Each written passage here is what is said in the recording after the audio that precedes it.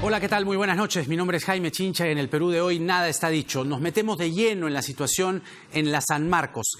A esta hora de la noche interviene la Defensoría del Pueblo a través de el jefe defensorial de Lima, el doctor Alberto Huerta. Él acaba de conversar con los alumnos. Esto ha pasado hace minutos y vamos a conversar justamente con él. Rob Reina está en el campus, está afuera, en la puerta 3, si no me equivoco. También está aquí con nosotros Indira Wilca, que ya sabemos que es vocera del Nuevo Perú, pero además sanmarquina, entonces tiene mucho que decir sobre la situación en la San Marcos y el bypass. Buenas noches. Buenas noches, Jaime. Vamos a conversar en unos instantes con usted. El rector Orestes Cachay, tenemos este dato también reciente, ha llamado al arzobispo de Lima, como sanmarquino, por cierto, para que medie, ¿ya? Pero está en Roma hasta la primera semana de octubre, así que también se está involucrando a la iglesia. El arzobispo de Lima tiene, digamos, consenso generalizado, digámoslo así, ¿no? Podría ser. Pero la municipalidad emitió un comunicado. Esto es importante también. Lo que dice la municipalidad es que está trabajando una propuesta técnica para atender esta solución. Y una propuesta técnica que no incluirá la oreja vial, ¿no? O nuevo bypass, y estará enmarcada en la normativa de la construcción de una vía transitable y segura. Y ahí le echó un poquito de agua. No está muy claro, ¿no? O sea, entra, parece con cierta, ¿no? Cierta dirección, es decir, que no incluye la oreja, que es motivo del conflicto. Y, bueno, y la estación del metro también, que está proyectada allí. Son dos cosas, ¿no? Pero de ahí dice que, bueno, va a estar enmarcada en la normativa. No sabemos exactamente cuál. Porque otra cosa que también vamos a conversar en unos instantes es que hubo un compromiso en la campaña municipal. Hubo un compromiso que firmaron varios candidatos, ¿eh? Entre ellos el señor Jorge Muñoz Wells. Y lo que decía era respetar el campus universitario de la Universidad Nacional Mayor de San Marcos, no retomar el proyecto vial del año 2007-2008 denominado oreja vial, ni plantear el recorte del espacio de San Marcos de otra índole de la Municipalidad de Lima de ser electo alcalde metropolitano. Ya ves, hay que firmar bien o hay que leer bien lo que se firma, en todo caso, para después no estar contradiciéndose. Conversamos con Indira Wilca, pero antes vamos con Rob Reina, que está en la puerta 3 y está con el representante de la Defensoría del Pueblo, el doctor Alberto Huerta, que acaba de conversar con los estudiantes. El representante de la Defensoría va en nombre de esa institución a mediar. ¿Qué es lo que está pasando? Ojo, una propuesta es que levanten la toma. Rob, adelante, buenas noches.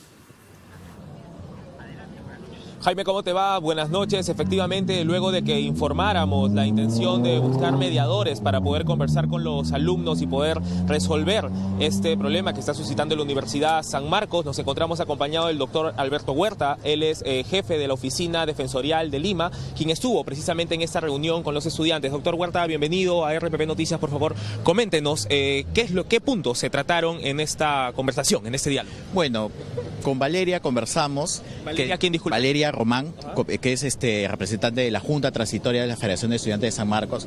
Conversamos sobre la propuesta de la Defensoría del Pueblo. La propuesta de la Defensoría del Pueblo es servir como mediador para el diálogo con las autoridades universitarias. Eso ha quedado claro, estamos a disposición de ellos para tender puentes con el rectorado. Asimismo, le informamos que ya teníamos información del rector, conversamos con el doctor Orestes Cachay, que ellos también están de acuerdo con participar en un diálogo. El punto principal era hacerlo con la universidad tomada o no tomada. Así de simple. Entonces, esa propuesta de diálogo transparente y participativo está siendo deliberada, conforme nos informaron desde las 6 de la tarde. Así que estamos esperando, nos dijeron a partir de las 9 tienes una respuesta, ¿no? Y nosotros vamos a esperar aquí, retomar el diálogo con ellos, ¿no? Comunicación con ellos, para ver en qué momentos nos podemos reunir. Pero la Defensoría del Pueblo plantea e invoca al diálogo para que esta medida, lleguemos a buen puerto y de forma pacífica. Esa es la invocación de la Defensoría del Pueblo. Mencionar que el Consejo Universitario le ha dado la potestad al rector para restablecer el orden. Sin embargo, en la puerta 6 y 7 hemos visto el retiro de la policía y esa era una de las grandes preocupaciones de los estudiantes que formaron incluso un cordón humano, el ingreso de la policía con la universidad tomada. Claro, nosotros también le hemos informado a los estudiantes que nosotros también hemos tomado comunicación con el comandante Chingay, ¿no?, que está acá a cargo de las operaciones, y le hemos dicho que nosotros hemos venido acá a proponer el diálogo y que espere nuestras actuaciones, ¿no? Y también con el rector le hemos dicho que espere por favor la respuesta de los estudiantes. De repente se puede solucionar pacíficamente este problema. Nosotros no queremos que exista violencia, nosotros no queremos que existan heridos, nosotros no queremos un saldo trágico. El Perú está cansado de violencia, queremos diálogo para comenzar a dar una solución a este conflicto. Dentro de la universidad, ¿cuál es el ambiente que se vive dentro con la universidad tomada por parte de sus estudiantes? Bueno, ellos están tranquilos, ¿no?, esperando, deliberando, ¿no?, deliberando con todas sus bases, ¿no? Hay un proceso un poco largo, pero bueno, hay que dejar que dialoguen. Lo que nosotros también proponemos es un diálogo transparente y participativo. ¿Qué significa transparente? Que tienen que tener toda la información los estudiantes. Las autoridades les van a brindar toda esa información, ¿no? Y también se van a realizar actuaciones con todos los actores. Lo que nosotros queremos es que dialogue también la municipalidad. Invocamos a la municipalidad también que pueda participar de este diálogo y todos los que estén concernientes, ¿no? El Ministerio de Educación también se está sumando, así que a los estudiantes solamente es acordar de qué forma se va a hacer el diálogo, ¿no?, y comenzar a conversar sobre la deposición de la medida de fuerza. Perfecto, doctor Alberto Huerta, le agradecemos su intervención. Hay que mencionar, Jaime, que esa es precisamente la mayor intención de las autoridades, el diálogo, conversar con los alumnos y poder llegar de alguna manera a un punto fijo para evitar precisamente actitudes y represiones que podrían dejar saldos bastante complicados. Información a esta hora, Jaime. Vuelvo contigo. Muchas gracias, Rob. Bueno, así está la cosa. Los estudiantes no quieren ceder ni un centímetro, y cito sus palabras, del campus. Entonces ahí está la cuestión. La oreja está en entredicho, ¿no? O sea, finalmente se necesita el intercambio vial, 1, 2, se necesita un carril más y se necesita la línea 2 del metro. Indira Wilka, además de ser vocera del Nuevo Perú, y vamos a hablar evidentemente de todas las cosas que están pasando alrededor de la política, el Tribunal Constitucional, etcétera, quiero robar unos minutos para, como sanmarquina, poder entender la posición y sobre todo que la entienda el público. Así es. ¿Qué hacemos? Porque acá hay dos intereses en entredicho, ¿no? El interés de la ciudad por una vía que necesita. Este flujo de Lima Norte es espantoso y siempre se choca en la colonial, ¿no? Así es. Entonces, la salida fue esa obra. Esa fue la salida que se propuso. Bueno, ¿no?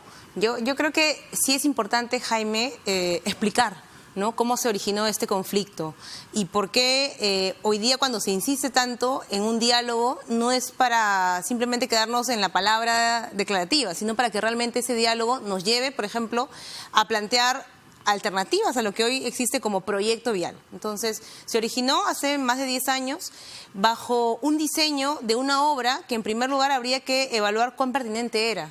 Yo era estudiante cuando, de hecho, este conflicto se dio. Y como estudiante, como los miles de estudiantes de San Marcos, veíamos que había un intento en ese momento del alcalde Castañeda, que ya sabemos cuál es el tipo de bypasses que el señor Castañeda ha construido en la ciudad. Estamos de acuerdo. Pero eso es importante, porque en ese momento, una de las preocupaciones que la comunidad sanmarquina expresó, los estudiantes sobre todo, porque nuevamente ahí se dio algo que hoy se está viviendo, que las autoridades en ese momento de la universidad, los rectores, los decanos, en fin, lo que decían era: no hay ningún problema. La municipalidad quiere construir su bypass, la oreja, quiere, en fin, cercenar el espacio del campus, incluso sin demostrar que ese intercambio vial realmente lo que iba a ayudar era agilizar el tránsito, sin un estudio, sin una demostración técnica y realmente con datos. No había ninguna oposición por parte de las autoridades. Fueron los estudiantes los que dijeron: ok, evaluemos la información que ustedes tienen del proyecto que hay en marcha. Incluso recuerdo en ese momento, y es algo que hoy también sé que se está haciendo, los estudiantes de las facultades de Ingeniería pidieron analizar el proyecto, sumaron a la Universidad Nacional de Ingeniería también, sí, que de manera solidaria se sumó también al análisis del proyecto, y se determinó, Jaime, que la obra estaba mal diseñada, que en realidad ese diseño de generar orejas viales no ayudaba a alivianar el tráfico, que en realidad lo que se necesitaba en esa zona de Venezuela como universitaria era ordenar, por ejemplo, la falta de señalética. Teníamos un problema y tenemos un problema serio porque la avenida Universitaria es una avenida bastante ancha en algunos tramos, pero no tiene semáforos. Eso, de hecho, la puerta 3, que es la puerta principal de la universidad, por muchos años no tuvo ni siquiera un semáforo para que los estudiantes crucen. Entonces, el problema no era tanto de que esa obra era una respuesta adecuada a los problemas de la ciudad. Por eso, era una obra mal diseñada que debía replantearse. Lo que yo te estaba diciendo es que yo no defiendo la obra. Lo que yo defiendo es la necesidad de los limeños de Lima Norte y que vienen de Lima Norte, que cuando llegan de la universitaria a la colonial, se estrellan con la realidad. Y que la salida que hubo en ese momento, y que es la que Muñoz está ahora tratando de desmarcarse un poco, dice que está lanzando o craneando una propuesta alternativa, pero que cuando fue candidato firmó que no iba a proseguir. Lo concreto es que te decía, hay dos intereses aquí, ¿no? O necesidades. La necesidad de la ciudad y la necesidad de la universidad. ¿Cuál es tu propuesta? Yo creo que no hay interés contrapuesto. Creo que la expresión de los alumnos, sobre todo, ha sido armonizar esta necesidad que tenemos en la ciudad de hace mucho tiempo. También soy alguien que ha vivido en Lima Norte y que iba a la universidad desde Lima Norte. Y sufriste Y no solamente sufrí, sino que antes de que se iniciara esta obra, teníamos la posibilidad de llegar a la universidad por la avenida Universitaria. Cuando esta obra inició, y tú verás hasta ahora, si vienes desde Lima Norte, no hay forma como llegar a la puerta de la universidad. Tienes que caminar 3 cuadras más allá en una calle paralela, que es una calle además en una zona residencial, donde evidentemente los autos de transporte público no necesariamente pueden pasar de manera fluida. Entonces, primer mito, habría que decir que no es que este bypass empezó a resolver algo, al contrario, agudizó un problema que estaba en realidad en vías de discutirse y planificarse adecuadamente. Ya sabemos que la gestión Castañeda no se caracterizó por la planificación de sus obras. Entonces, no creo que haya intereses contrapuestos de la ciudad y los estudiantes, porque creo que todos apuntamos a que la infraestructura vial apunte a ser sostenible, a que no solamente priorice el auto o los bypasses o el ensanchamiento de carriles, sino que lo que haga es priorizar, así como el auto, las vías para el transporte público y sobre todo los accesos peatonales. Entonces, ¿qué? ¿Un carril para un sistema de transporte integrado? Yo creo que primero debería considerarse cómo se culmina los accesos de transporte público para la universidad. Ojo que lo que Por eso, hoy hay... para la universidad Jaime, y también para la gente. O sea, pensemos para los dos. Es que eso es lo mismo. El transporte público no hace diferencia entre me refiero de la universidad. Para la universidad y para la gente. Hay que, por eso, ¿no? A ver, ¿qué es lo que sí se hizo entonces de esta famosa obra? No se hizo la oreja vial, quedó descartada porque técnicamente era innecesaria, no hace falta ahí una oreja, que se hizo luego este bypass que va por encima de la avenida Universitaria, que es la avenida Venezuela, y este bypass, Jaime, que hoy existe, sabes que termina en un cuello de botella. Sí. Porque la avenida Venezuela tiene por lo menos es parte del caos, digamos, de la ciudad. No es parte del caos, es parte de una decisión mal hecha. Por eso, entonces, pero es un caos tras caos. Pero creo que lo que hay que decir entonces es que si esa es la fórmula que se planteó hace 10 años y que finalmente quedó en una obra inconclusa, porque no es que la obra no se hizo, quedó... El resultado de ese diseño vial de hace 10 años es este bypass que hoy existe. La pregunta es, ¿ese bypass ha ayudado a resolver algo? No, porque tenemos una avenida Venezuela ensanchada en el tramo del cruce, y luego llegas más arriba a la altura de la Huaca y termina en un cuello de botella. Entonces, la experta dialogar. Mariana Alegre viene más adelante para hablar sobre el tema, porque ahora no lo vamos a arreglar. Y una cosa, Jaime, chiquita, muy chiquita, se nos va el tiempo. Hemos pedido que el alcalde pueda recibirnos para justamente que nos pueda facilitar toda la información del proyecto nuevo. Sé que hay una versión nueva, eso creo que también es importante que lo sepan los alumnos, que la municipalidad está trabajando en una solución técnica, pero tiene que socializarla directamente con ellos también. Bueno, sí, claro. Indira Wilca se emociona con el tema porque es sanmarquina, pero viene Mariana Alegre más adelante ya. Con ella es la especialista, con ella vamos a tratar de buscar alguna solución. Sí, claro que sí. A ver, vamos a los temas ya actuales y sobre todo de política, que es lo que nos interesa hablar también contigo. Sobre el indulto a Fujimori, lo que pasó la otra vez en la Corte Suprema no es que se anuló. Lo que pasó la otra vez es que le pusieron, alguien lo explicaba muy bien, un nudo, o sea, como que amarraron el indulto, ¿no? Y lo que está buscando, la alerta la dio el abogado Carlos Rivera hoy en el Twitter. Entonces, lo que está buscando la defensa de Alberto Fujimori, el señor Nakazaki también ha intervenido y está interviniendo, es que a través del TC están buscando desatar ese nudo. Entonces, todos los caminos o las miradas conducen al presidente Vizcarra. ¿Estaría entonces en condiciones el presidente de anular esa resolución, ese indulto? Hay que recordar que el indulto fue revocado por una decisión del Poder Judicial. Entonces, esa es la instancia a la cual se acudió. Se hizo un control de lo que se llama control de convencionalidad, es decir, de los convenios que a nivel internacional defienden el derecho de las personas al acceso a la justicia y a la verdad. Entonces, los familiares de la Cantuta, que ganaron una sentencia, ¿no es cierto?, que reconocía la responsabilidad del señor Fujimori en los hechos de la matanza de la Cantuta, dijeron, un ratito, nuestro derecho a la justicia ha sido afectado bajo este indulto que se considera y que luego se demostró fue ilegal. Entonces, el Poder Judicial les dio la razón.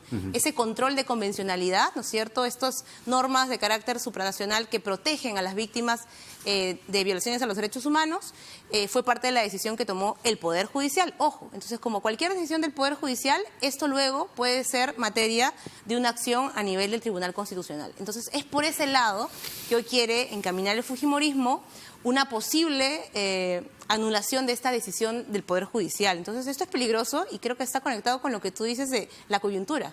Hoy estamos en plena discusión en el Congreso y, de hecho, nuestra bancada, junto a otras 4, ha hoy día tomado una decisión y ha expresado esto en una conferencia de prensa de alertar sobre el proceso de elección de los nuevos miembros del TC que se está dando de una manera veloz, de una manera... Olaechea dice que están en los plazos. Olaechea dice que los magistrados actuales vencieron, y claro, y es público, en junio, entonces que ellos están en los plazos. ¿Te parece? Escuchamos un momento lo que ha dicho el presidente del Congreso. Tenemos que escucharlo solo en video porque él y lo hemos llamado 1000 veces, pero no quiere venir al programa. Pero lo escuchamos. Acá damos cabida a todas las voces. Lo escuchamos y ahí comentamos con la congresista Wilca. Las bancadas que hoy se han retirado nos pidieron un día adicional para que pudieran presentar sus candidatos. Se esperó, no habían candidatos, no llegaron, estaban en la conferencia de prensa, que es más, se depuraron 3 nombres porque ya se habían encontrado incompatibilidades por ser un juez que estaba en actuación o temas técnicos. Ya, pero ustedes toman la decisión de retirarse, ¿no? No quieren se desentienden de la elección de los magistrados del TC. Pero ¿no es lo mismo que pasó con la Comisión de Ética? Una precisión. Nosotros no nos hemos retirado de la comisión. La comisión que está viendo esta elección se ha instalado, Jaime, la semana pasada. Ojo, ¿no? Me gustaría en todo caso ser muy precisa porque el señor Olaechea se ha acostumbrado a no contar, parece, todos los hechos completos que dentro del Congreso suelen ser confusos, ¿no? Porque él dice que ustedes se han retirado. Primero, que no nos hemos retirado, al menos nuestra bancada no.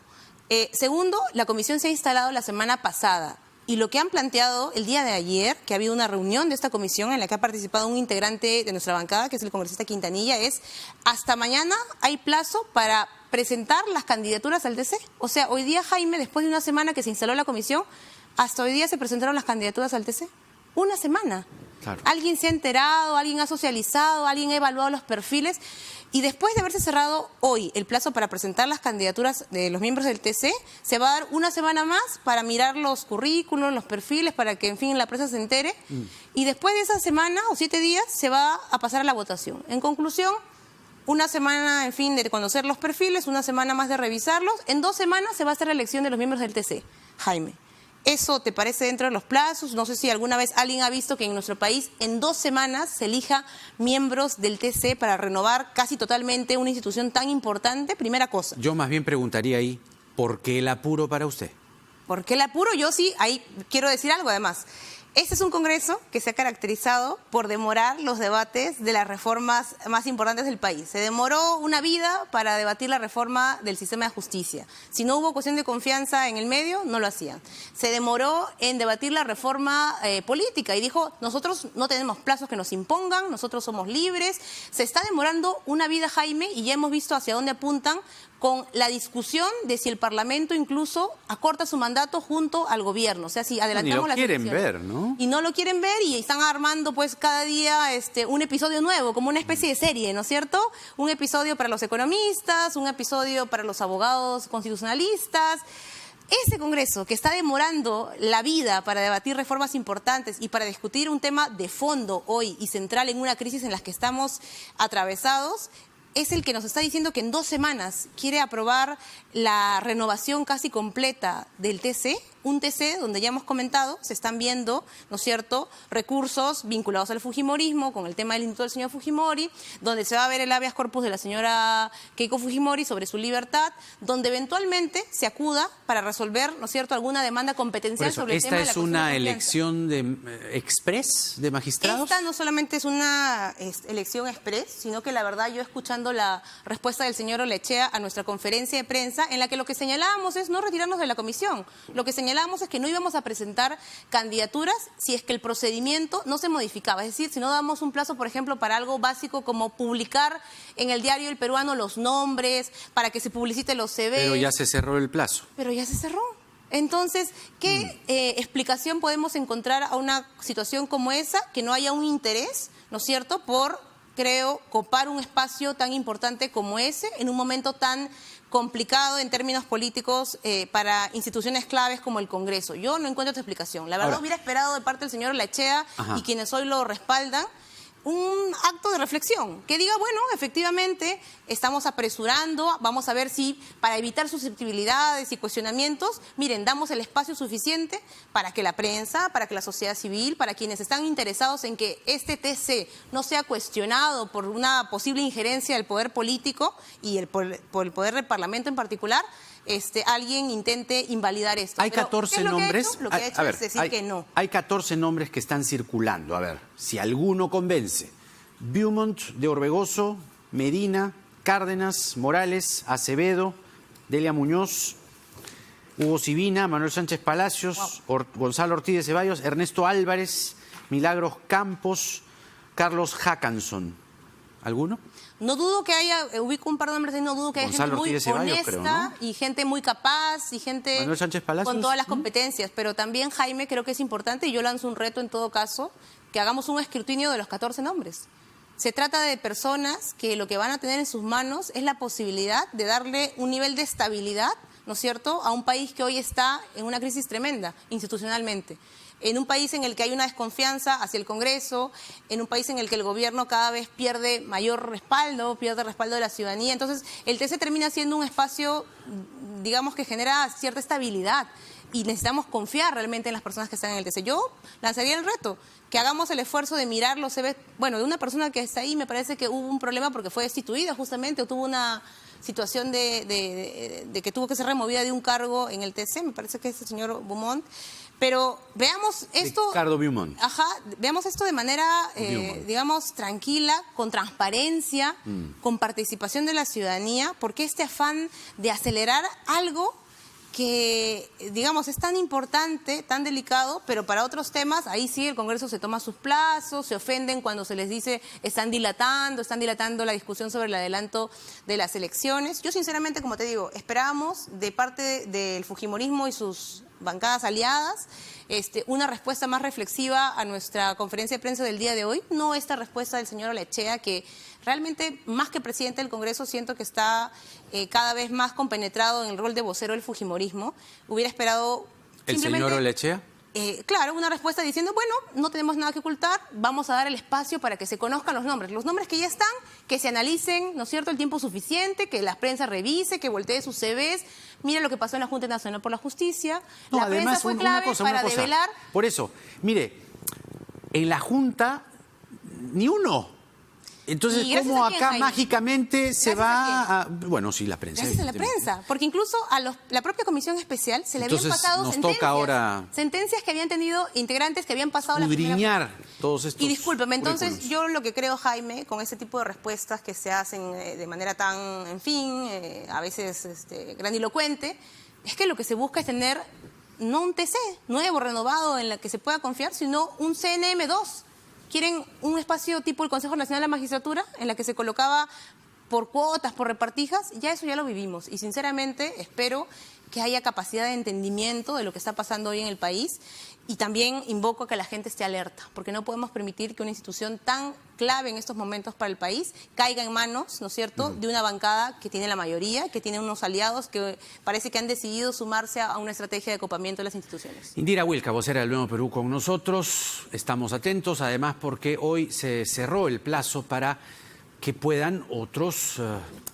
quienes quieran, digamos, postularse o estar presentes en la elección de magistrados del TC lo puedan hacer. Pero en todo caso, ahí estaremos nosotros revisando cada nombre y sobre todo ya invitando, que lo estamos haciendo ya, a quienes están siendo voceados. Vamos a la pausa, muchas gracias nuevamente. Vamos a la pausa y venimos con Martín Benavides, jefe de la Superintendencia Nacional de Educación, la SUNEDU, a propósito de esta investigación que ha decidido emprender la Comisión de Educación del Congreso presidida por la señora Tamara Arimborgo. Nada está dicho.